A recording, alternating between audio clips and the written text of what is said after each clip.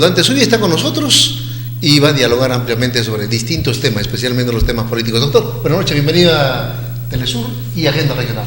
Buenas noches, Daniel, por tu intermedio, permíteme saludar a todos los oyentes de Moquegua y los Sánchez Cerro, a todos los hermanos de esta región, al cual me dirijo con todo respeto y cariño. Buenas noches. Buenas noches una vez más, doctor.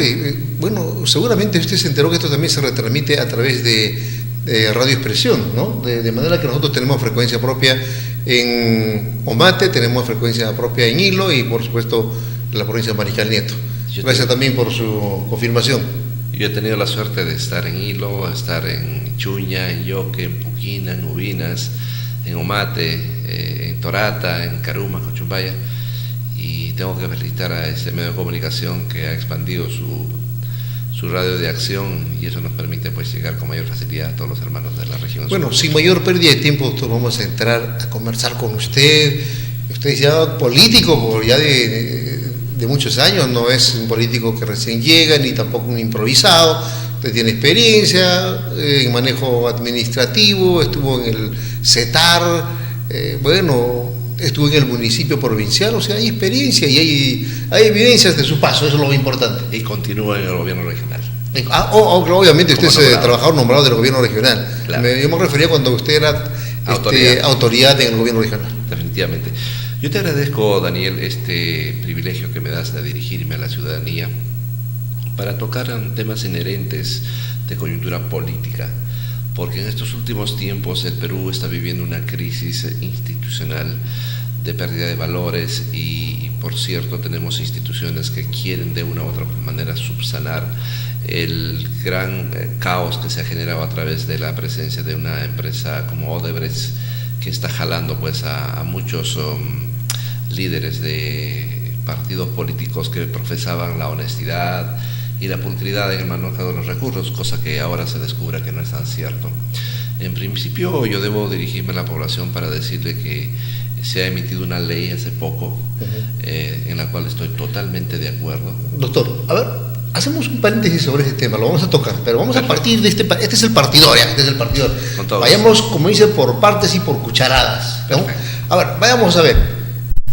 ¿Usted sigue teniendo algún tipo de vínculo con el partido fujimorista? No, yo soy en todo caso cofundador de un movimiento independiente, Unidos Vamos Adelante, cuya sigla es MIUVA. Nace al fragor del entusiasmo de hombres y mujeres que, aspirando a llegar a concretar sueños e ideales de ver una región engrandecida, pues empezamos a trabajar en la recolección de firmas, en su institucionalización, y ya vamos a cumplir 7 años. Es un partido que no tiene ninguna ligazón con grupos políticos nacionales. Entonces, ¿me quiere usted decir, y que usted decir a la población moqueguana, que usted no tiene militancia en el partido, en este caso fujimorista? Nunca lo he tenido, porque la única vez que yo participé... Pero usted estuvo en el periodo de Fujimori como autoridad. Sí, pero eso no significa que yo era partidario o era militante de su partido. Militante. Que yo trabajé en la época de Fujimori, eso no lo puedo poner en tela de juicios. Claro que sí trabajé. Yo participé en las elecciones por un movimiento que se llamaba Vamos Vecino, una facción, digamos así, de ese grupo político que lo lideraba el ingeniero Absalón Vázquez Villanueva. Era que dicho sea de paso, es un reconocido ingeniero agrónomo. Es un ingeniero que tiene mucho reconocimiento a nivel nacional, pero que tuvo dentro de su idea empezar a trabajar con grupos locales, municipales, para poder consolidar un proyecto político en el tiempo, cosa que no se dio porque, todos saben lo que ocurrió en el año 2000, que vino la debacle del fujimorismo, y quienes estuvimos trabajando en ese momento fuimos víctimas de persecución y de insanía de gente que luego nos tildaban y que hoy día sabemos que eran más corruptos de lo que señalaban. Bueno, ya, ese es un principio de partida, de manera que ahora sí usted está limpio, alejado, no hay vínculos con ese partido de gobierno. Ninguno.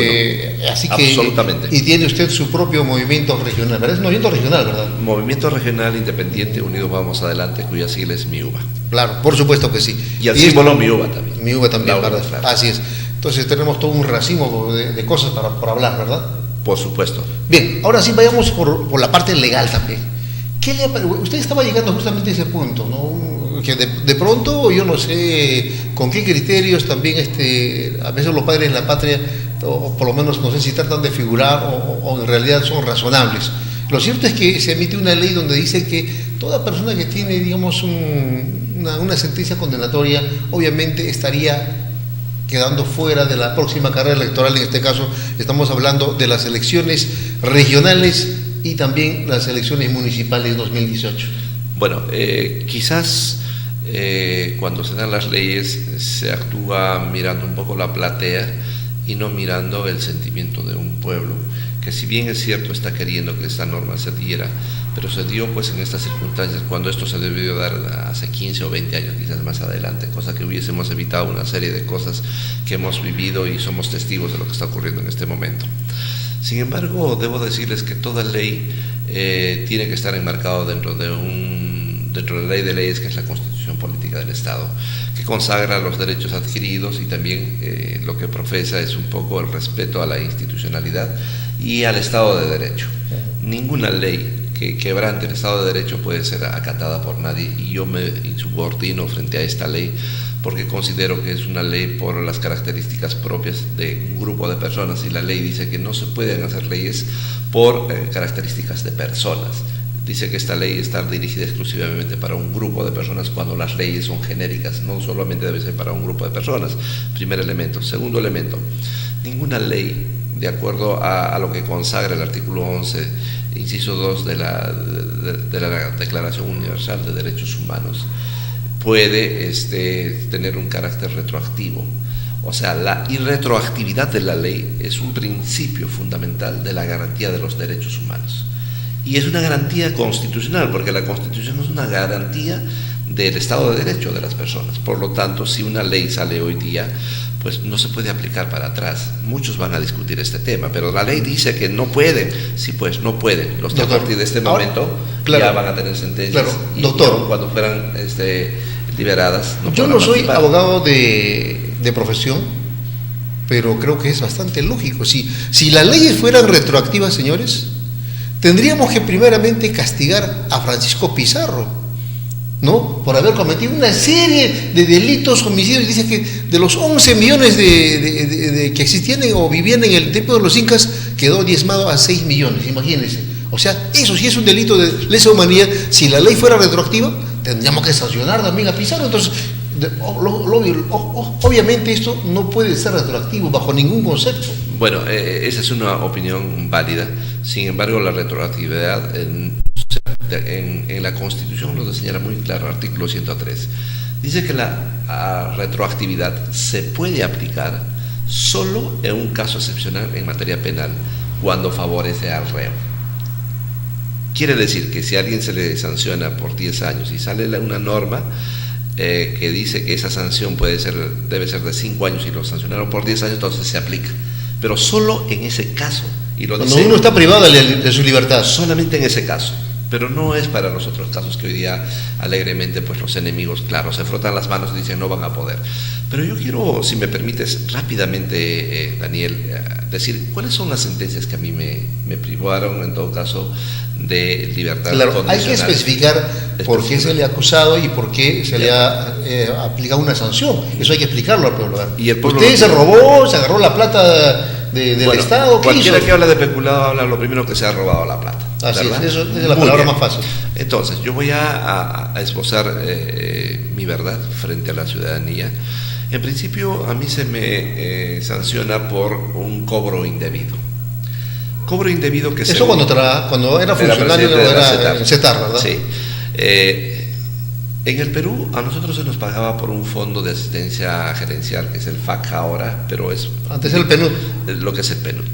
Entonces, yo fui presidente en el mes de julio del año 2007 y renuncié para presentarme a las elecciones municipales. En ese periodo de tiempo, pasado 3 meses, me depositaron en mi cuenta 1.050 soles.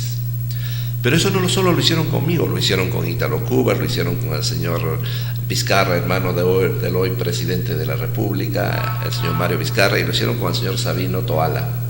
Entonces éramos 4 procesados, de los cuales el señor Sabino Toala, que tampoco se enteró cuando le habían depositado, Lo exoneraron porque no había utilizado los mil soles que nos depositaban.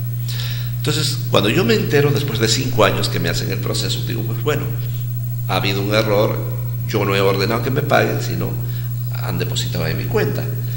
Entonces, la tipificación de ese momento de cobro indebido no procedía porque yo no ordené a nadie que me pagaran nada, ni presioné a nadie, porque eso es la tipificación del ¿Usted no firmó ningún voucher ni recibo? No firmé nada, pero sí me depositaron en mi cuenta. Entonces, la única prueba sería que han hecho un depósito en su cuenta, nada más. Nada más. Pero nos hicieron esa entrega no solo a mí me hicieron por un mes, al señor Cuba le hicieron por 2 años, al señor Vizcarra le hicieron por 1 año y medio y al señor Sabino Toala le hicieron por 6 meses. Pero al señor Sabino Toala lo liberan porque el señor no utilizó ese dinero porque no estaba enterado de la apertura de esa cuenta. Entonces ahí podemos notar claramente que fue un pago indebido. Pero a mí se me sanciona por cobro indebido. O sea, hacen notar que como si yo hubiese obligado a que me pagara y finalmente utilicé esos 1.050 soles. Entonces lo liberan al señor Sabino Toala y nos sancionan a los 3. Y me sancionan, a pesar de que yo cuando me enteré, lo primero que hice es devolver ese dinero porque dije, bueno, me han pagado de más 1.050 soles. Igual, o sea, nunca se quedó con ese dinero. No, nunca me quedé. Es más, a mí me sancionan 2 años y me ponen una reparación civil al Estado de 2.000 soles, más una pena accesoria de inhabilitación por 5 años, por 1.050 soles que me depositaron en mi cuenta. Pero vuelvo a lo mismo, en la tipificación me dicen cobro indebido, pero nunca fue cobro indebido, sino fue un pago que me hicieron. De repente lo hicieron con mala intención. Doctor Antezubia, usted ha sido agraviado, ha sido perjudicado por una situación, yo diría, política, o de repente también por actos administrativos que ellos han depositado y nunca le comunicaron. No. Usted puede ser también ha sido agraviado, usted también puede seguirle un proceso al Estado porque todos los personas tenemos derecho a la defensa. Es verdad, es que en ese momento quizás la juventud, el desconocimiento no me hicieron ver las cosas más claras. Ahora con mayor raciocinio, de criterio, digamos, profesional y semántico, puedo entender que las cosas que se dieron en ese momento no eran las más correctas, pero se dieron. Entonces, cuando yo quise hacer la acción que tú me dices, no, esto ya está oleado y sacramentado y no se puede. Ya. Muy bien, ese es el primer tema que para mí nunca me sustraje dinero, una cuestión fortuita. Entonces, esto ya se ha dado a conocer en toda su magnitud. Podemos decir que esto hay que sepultarlo. Pero ya, ahí queda, ¿no? Más allá de obviamente que la gente, los enemigos políticos van a empezar a hacer resucitar este muerto. Sí, pero yo pagué los 2 años de sanción, pagué los 2.000 soles de reparación, devolví los 1.050 soles que se me entregó y también pagué la pena de ser inhabilitado de trabajar en el Estado durante 5 años. ¿Qué significa? Que yo ya pagué al Estado y la Constitución dice que las sanciones son rehabilitadoras más no punitivas, o sea, nadie puede ser sancionado eternamente en su vida. Y eso fue para mí más que un juicio normal, fue un juicio político, porque los que trabajamos con Fujimori al final salimos como los apestados. A nosotros nadie nos podía ver y todos nos perseguían, los jueces, los políticos y las personas que, bueno, hablaban de una gestión desastrosa de Fujimori en su momento. Pero lo pagamos. O sea, yo no estoy negando que sí ocurrió, que me depositaron, pero lo hicieron, pues no sé si por dolo o por a sabiendas, o lo hicieron porque lo hicieron. Pero yo no fui el único. En el Perú fuimos miles de funcionarios. Sin embargo, en el único lugar, después de 5 años, la primera presidenta de Moquegua, por una vendetta política y todo el mundo lo sabe, lo reavivó y presionó a los juzgados y una serie de cosas y lo sacaron. Inclusive el presidente de la comisión. Se refiere usted a Cristela Constantini, ¿verdad? Pero esa persona que, bueno, no sé si tendrá un poco de conciencia, hizo las cosas por una cuestión de insanía, pero nosotros lo dejamos a Dios. Yo soy católico, creo en Dios, las cosas en algún momento se pagarán. Pero yo estoy acá dando la cara, yo no me escapo. Y nunca me sustraje un sol. Que me depositaron de buena fe, pues lo hicieron ellos. Bien, doctor Dante, ya, dejemos esta parte, ahora vayamos al segundo a otro proceso. A ver, por ejemplo, dice de los famosos ladrillos. Usted se llevó los ladrillos, construyó su casa con los ladrillos. Bueno, esto sí, bueno, conozco yo muy bien de alguna forma todo ese problema. Ya. Finalmente lo acusaron, finalmente se retractó. Bueno, ¿y qué quedó esto? Ya.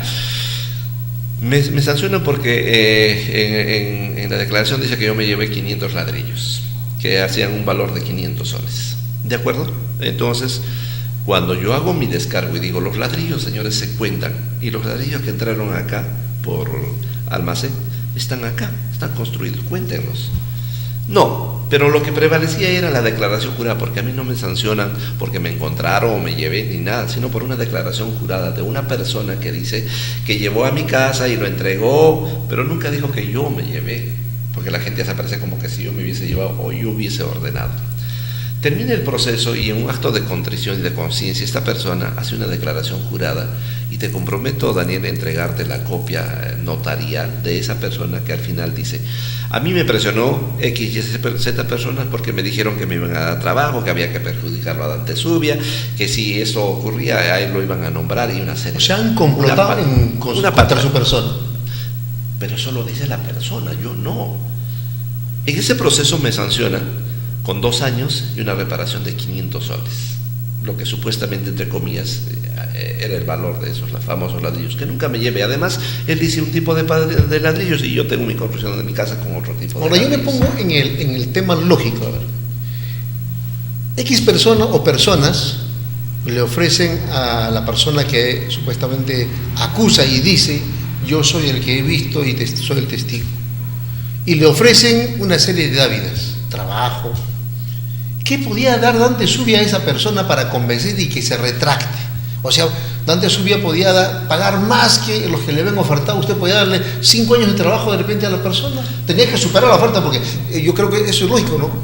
Si alguien quiere, digamos, retractar, o por lo menos cambiar la forma como se estaba dando, la oferta tiene que ser mayor, obviamente. Pero por supuesto, pero cuando yo hago mi denuncia ante el Poder Judicial con esa prueba que era contundente también de declaración jurada, el Poder Judicial me dice: no, señor, esto ya no procede porque usted ya ha sido sancionado y eso está oleado y sacramentado.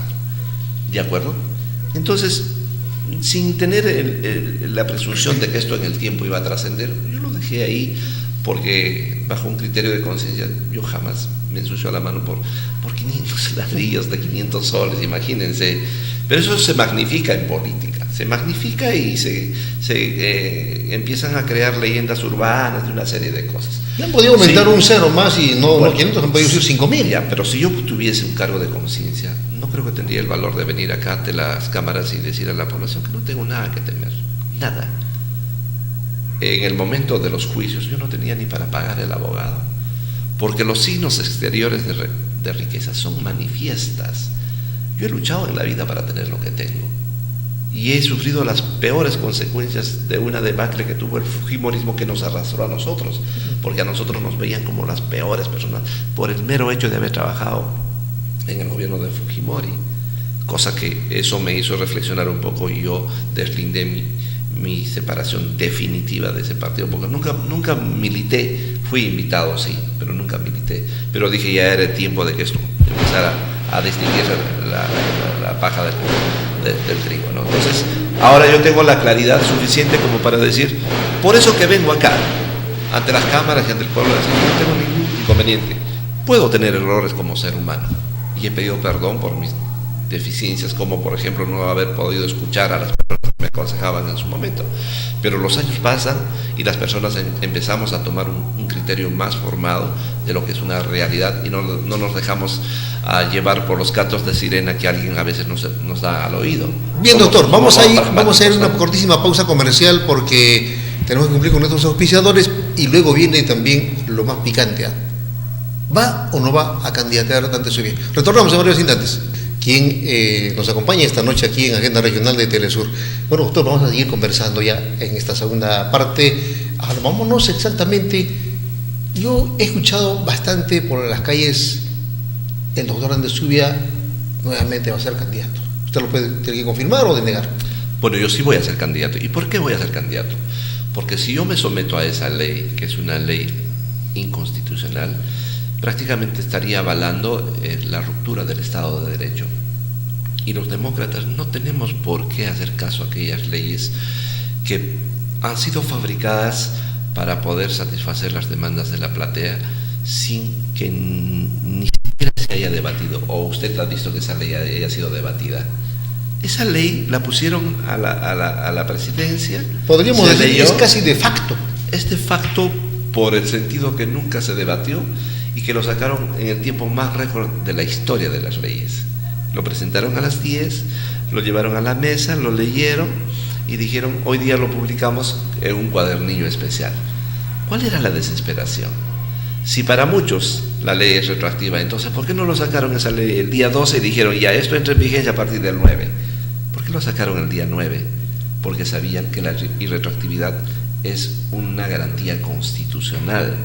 Entonces ahí tienen la respuesta aquellos que dicen que no, que sí. Pues bueno, finalmente la ley es una letra muerta. Su aplicación es la que va a definir. ¿Y quién lo aplica? O el juez, y en este caso el Jurado Nacional de Elecciones. Doctor, para que esto se pueda aplicar, tendría que ser un cambio de nuestra condición política del Estado que, digamos, pueda tomar en cuenta de aquí para adelante. Pero es una ley hacia atrás, pues. Claro, obviamente nunca va a ser así, ¿no? Entonces, esto es, además es inconstitucional, pues. Por lo mismo. ¿Qué es la Constitución Política del Estado, pues? La Constitución Política del Estado, señoras y señores, es la ley de leyes. No hay ninguna norma superior ni otro Estado o poder que pueda estar por encima de la Constitución Política. Yo lo entiendo. No existe, no existe. Por eso en su artículo 113 claramente dice: pueden expedirse leyes especiales porque así lo exige la naturaleza de las cosas, pero no por la razón de diferencias de las personas, cosa que acá sí hay diferencias de personas, porque se aplica a aquellos que han sido sentenciados.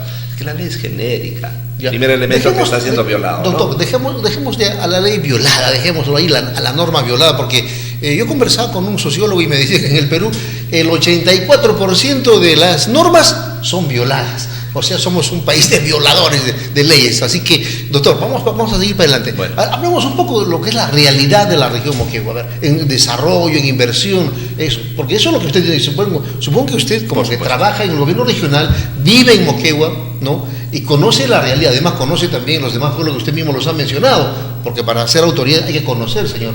Efectivamente, yo, gracias a Dios, como profesional ya he cumplido 32 años. De los cuales casi toda mi vida lo he dedicado a la administración pública, amén de que también he incursionado en la actividad privada. He recorrido Moquegua desde Cacachara hasta Punta de Coles, por decir más o menos que he llegado a todos los lugares. He estado en Crucero, he estado en Yanaguara, he estado en Tolapalca, he estado en Matalaque, he estado en Salinas Moche. Bueno, he recorrido de palmo a palmo y conozco la problemática. Y entre todo ese análisis, naturalmente existen documentos de gestión que no es necesario que nosotros no tengamos que inventar. Los planes de desarrollo concertados, los planes locales, los planes nacionales que se articulan con los planes regionales y locales. Doctor, planes y proyectos podemos tener. Lo que no tenemos es plata, doctor. Ese es el detalle. Es que ahí viene un poco el reto de un gestor, que es aquella persona que debe saber articular los recursos con los resultados. Y un buen gestor es aquella persona que, viendo la problemática y la necesidad y los planes, determina de qué manera se van a solucionar esos problemas. Probablemente el dicho de que no hay plata no sea muy cierto, porque plata existe. Lo que pasa es que siempre nos hemos acostumbrado solo a mirar al erario nacional y que el señor papá gobierno nos dé el dinero. O sea, nos hemos vuelto canondependistas totalmente. Definitivamente, cuando existen muchísimas empresas en el mundo que tienen mucho dinero y que tienen ansias de invertir. Doctor, una pregunta. Créenle las condiciones. Usted conoce dos realidades. Conoce la realidad del altiplano, en este caso la región Puno, y conoce la realidad de Moquegua. La de Arequipa, la de Puerto Maldonado, también, la de Cusco, la de Tacna. También, ya. Bueno, conoce usted la región de la macro-región sur, conoce usted esa realidad. Exactamente. Pero mire, usted sabe que en el Perú hay más de 400 ONGs registradas. En Puno, por lo menos, hay más de un centenar que elaboran allá. Y en Moquegua desconocemos si existen ONGs que puedan también, digamos, firmar convenios, coinvertir en alguna.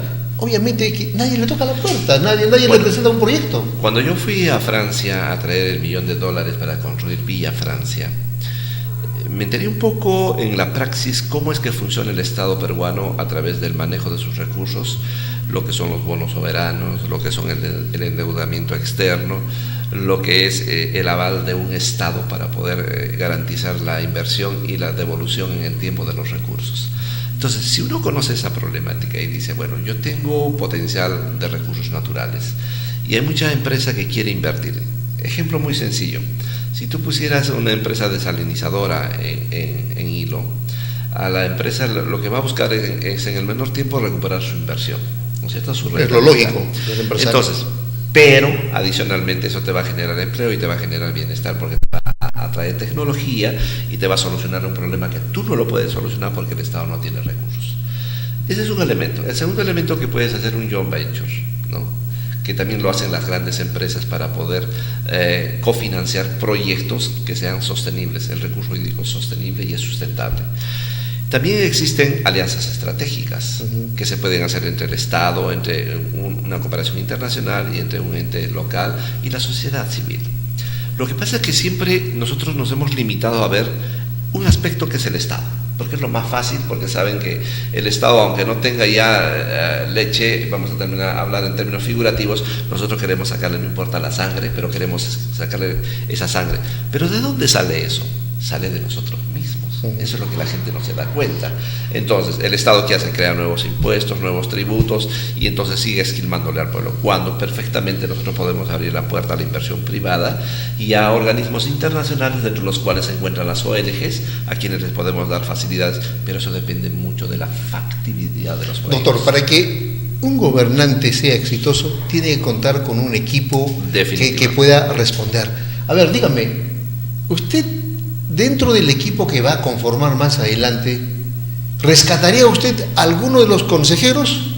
Porque hay uno que habla totalmente de porcentajes, pero solamente de palabra. Yo de hechos no he visto absolutamente nada. Bueno, ¿Alguien ahí rescatable, digamos, dentro de los consejeros que actualmente están en el gobierno regional? Bueno, son consejeros que hacen el copy-page y no hacen una investigación seria y se van al internet y ven los informes. En otras palabras, no hay ninguno que es rescatable. No hay. Va a tener usted gente nueva, digamos, otros profesionales que sí puedan conformar y que haya también un líder, porque no se trata, el equipo puede ser bueno, pero si no hay un líder, obviamente, pues tampoco va a ser exitoso el gobierno. Ha sido parte del plan estratégico de desarrollo, y en el plan estratégico lo que se considera son los indicadores que te van a definir qué rumbo estás siguiendo y cuál es el porcentaje de avance que estás teniendo. Y hay algo importante que yo le quiero decir a la población. Naturalmente mucha gente puede decir, pero miren, a Moquegua ha llegado 5.000 millones de soles ya desde que apareció el canon. Ahora estamos por los 6.000 millones de soles. ¿Cuál es el fruto de esos 6.000 millones? ¿Hemos hecho obras? Sí, pero son obras que en realidad le están dando un beneficio a la población. Pues bueno, eso es muy discutible, porque hay obras que, como el estadio, que costó casi 80 millones, ¿cuántas veces se usa al año? Pues bueno, no tiene una rentabilidad. ¿Y cuánto le costó, por ejemplo, aquí la apertura de la vía Chenchen, donde está Cristo Blanco? Ya, el Cristo Blanco, Chenchen, y la apertura y el puente nos costó $500,000 de soles. $500,000 de soles. $500,000 de soles. Que si lo hicieran ahora estaría, pues, supongo, por 200 o 300 millones. Cosa que nosotros supimos optimizar. Y te voy a decir algo. Lo hicimos de una manera que eso tenía que crear sostenibilidad. Solo un ejemplo. Esas bancas que tú ves en el mirador, que lo hicimos nosotros de cemento, nos costaban un promedio de 15 soles cada banca.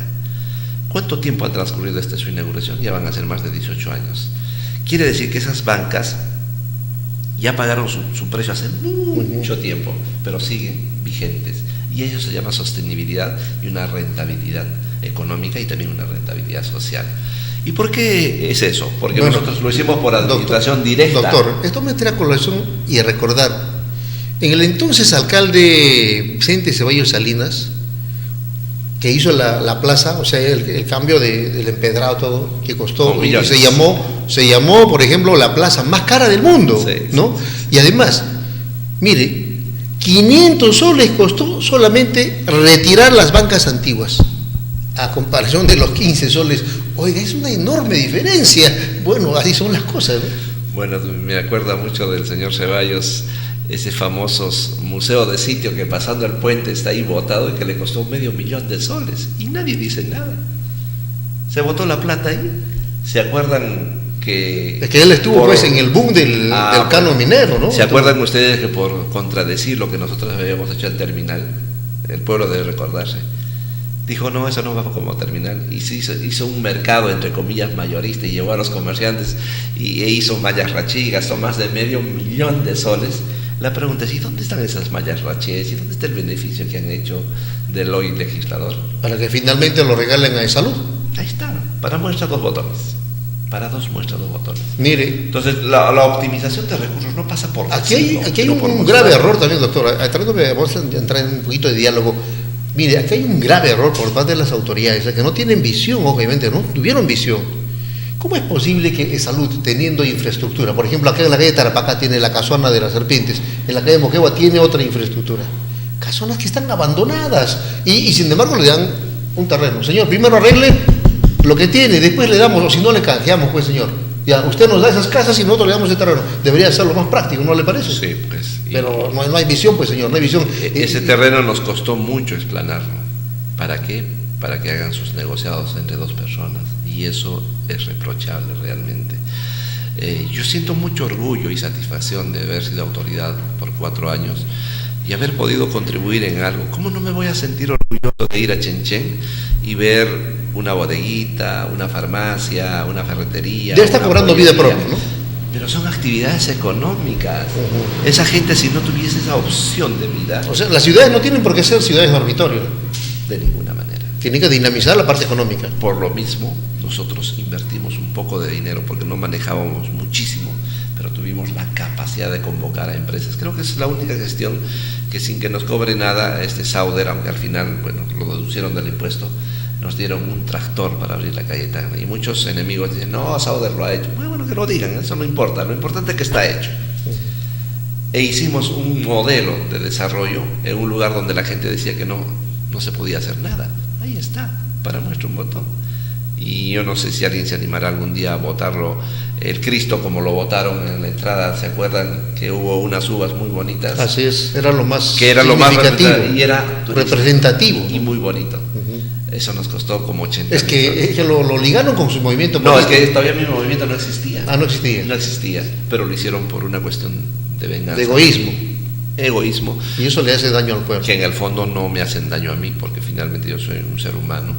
Le hacen daño a un pueblo que todos admiraban eso. Yo recuerdo que mucha gente me decía, Moquegua, sí he ido a Moquegua. Hoy en su entradita había una uvita muy bonita. ¿Y qué quisieron ahí hacer? Un charango. Y miren cómo está botado y nadie dice nada. Miles de Nadie tocó el charango ni escuchó la melodía del charango. ¿Y dónde está el señor alcalde de hoy que no inicie una acción judicial sobre las ambulancias, sobre esa obra que está ahí botada? Lo votaron para hacer un charango, imagínate, está botado. Doctor, a ver, ya estamos sobre la hora. Retomamos el tema del gobierno regional. ¿Sabe usted que el gobierno regional prácticamente está empeñado? Porque también tiene deudas por obras por impuestos. Sí, pero eso no debe ser un problema para nosotros, más bien debe ser un reto para poder ver la forma de cómo conseguimos recursos que no necesariamente, como te dije, sean del Estado, sino hacer alianzas estratégicas con organismos internacionales que quieran invertir y que quieran desarrollar Moquegua. Primer elemento. Segundo elemento, debemos cortar ya la costumbre de hacer obras por contrato. ¿Por qué? Y le voy a explicar al pueblo fácilmente. Si una obra, les cuesta 100 soles, 70 soles realmente va a la obra y el 30 soles va a la construcción o al constructor. ¿Por qué? Porque se paga el 15% de gastos generales y el 15% de utilidades. Pero ¿para qué vas a contratar una empresa si tú tienes tanto personal que puede trabajar? Entonces tú puedes ahorrar fácilmente 30%. Al ahorrar 30% de muchas obras puedes conseguir recursos para hacer otras obras y hacerlas, digamos, abaratando los costos, como el ejemplo que les puse de las bancas del Mirador. Una banca, pues ahorita me van a cobrar 150 soles o 200 soles, pero yo lo puedo hacer con 15 soles. Es una capacidad de criterio y de voluntad. Y no lo digo por emoción, lo digo porque ya lo hicimos y lo podemos replicar y lo podemos mejorar. Y eso significaría que Moquegua tendría, pues, lo que un día yo soñé, que todos esos cerros tengan una vía de articulación, que sea una vía de evitamiento y que los carros que vengan a Moquegua pasen por ahí arriba con una autopista de 6 carriles.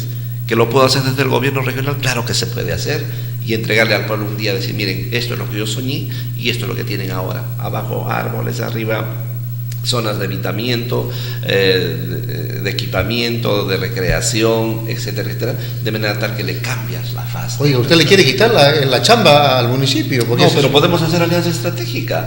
Acá no se trata de una institución ni de una persona, se trata de los que vivimos en Moquegua y que tengamos voluntad y deseo de hacer las cosas bien. Bien, doctor Dante, ha sido un gusto conversar con usted en esta primera parte. Vamos a citar en otra oportunidad porque hay que hablar de temas de desarrollo con sinceridad y con conocimiento de causa, porque simplemente soñar dice que no cuesta nada, pero también hay que conocer la realidad. Si uno quiere soñar, por lo menos, primero pongo los pies en la tierra, sé la realidad y después me acuesto y sueño en grandeza de repente, pero siempre con los pies en la tierra. Por supuesto, y eso, para eso se requiere un poco de experiencia y de voluntad, que es la palabra mágica que otros no utilizan. Lo único que el pueblo, se los pido con todo respeto, nos den una oportunidad. Creo que ahora hemos llegado a la madurez de nuestra vida, tenemos experiencia política y profesional, seguimos preparándonos porque yo sigo estudiando ahorita estoy haciendo una maestría en gestión pública y gobernabilidad, amén de que ya he logrado mi doctorado, mi maestría, otras carreras, pero eso sigue siendo un elemento que alimenta a las personas a poder ser cada día más humildes. Yo creo que cuanto más uno sabe, entiende mejor las cosas, tiene una capacidad de discernir las cosas. El diálogo es un factor importante que nos permitirá en el futuro lograr desarrollar nuestra ciudad. Yo le agradezco a su gentileza. Doctor, muy bien. Yo, mira, no le voy a contradecir, pero yo conozco una frase muy célebre que no lo he inventado yo. Dice que el éxito no es de los que tienen títulos, sino de los que tienen habilidad. ¿Usted comparte eso? Sí. Con eso no quiero desconocer que hay que prepararse, hay que estudiar, porque hay que adquirir conocimientos, ¿no? Hay que todo ser competitivo. ¿Sí? Dice, antes decían en administración, y eso lo aprendí en mis clases de doctorado, que decían que antes la teoría era que el pez gordo, el pez grande se come al pez chico. Hoy día ya no es, en el mundo moderno, ya no es que el pez grande se come al pez chico, sino el pez hábil se puede comer al pez grande. Claro, definitivamente. Lo mismo decimos nosotros en periodismo. Nos cansamos de decir que el perro ha mordido a la señora. La noticia para nosotros ahora es que no, la señora ha mordido al perro. Así que con esto nosotros terminamos nuestra entrevista y lo tornaremos en otra oportunidad con el doctor Dante Zúñiga también, porque siempre es bueno hablar de desarrollo, hablar también de proyectos que son importantes para Moquegua. Tengan ustedes muy buenas noches, permiso. Doctor Dante. Agradezco por esta gentileza y Dios mediante volveremos a estar. Lo único que les digo, nuestro afán es vocación de servicio. Trabajemos por Moquegua y hagamos grande de un sueño una realidad y que al final nuestros hijos sean los que usufructúen del trabajo de nosotros. Muchas gracias, buenas noches. Así que, amables televidentes, habemos papa y mañana está en Puerto Maldonado. Buenas noches una vez más.